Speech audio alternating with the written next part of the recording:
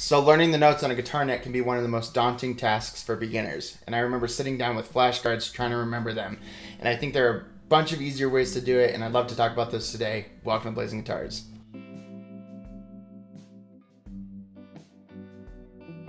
So the first thing, if you are a beginner guitarist and you're trying to learn the notes on the neck, is to first learn the notes in music. So starting with C, you have C, C sharp / D flat, D, D sharp, E, F, F sharp, G, G sharp, A sharp, B, back to your C.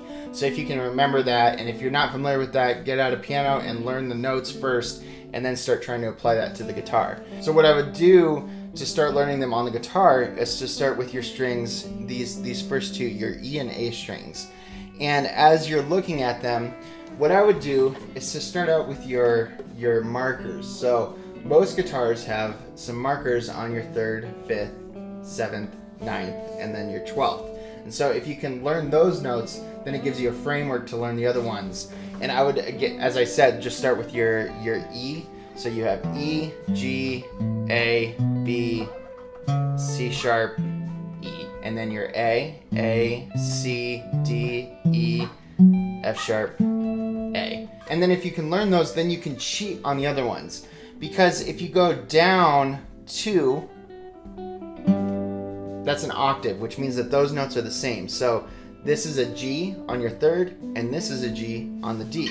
And that's true all the way up. So this is an A on your E, and this is an A on your D, okay?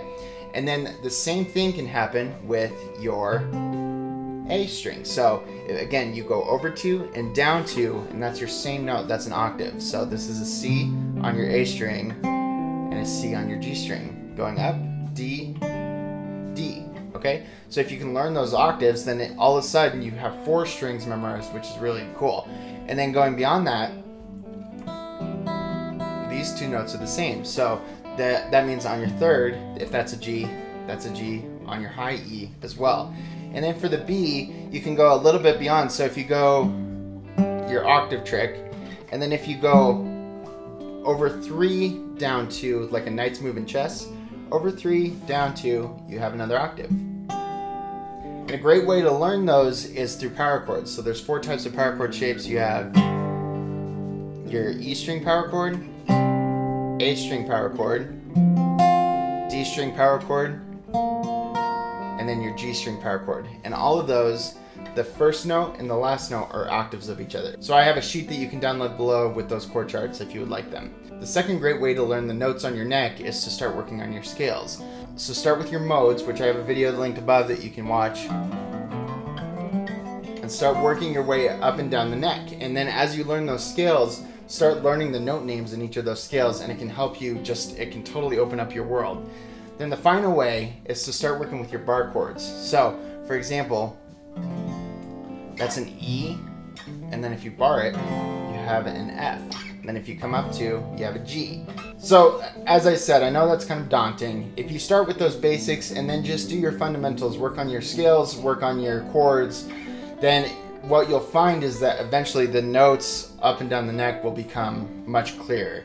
And even though I sat down at the beginning with flashcards to memorize it, I never actually ended up finishing that task.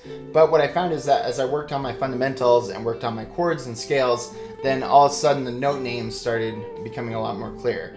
You know, work on your fundamentals, use that cheat sheet, learn your E string and your A string, and that'll get you so much further than if you just try to sit down and do a rote memory exercise. So I hope that was helpful. If you have any questions, please leave a comment below. If you'd like to support me on Patreon or join my Discord, both of those are linked in the description below. Don't forget to like and subscribe, and as always, I hope you have a great week, and we will see you next time.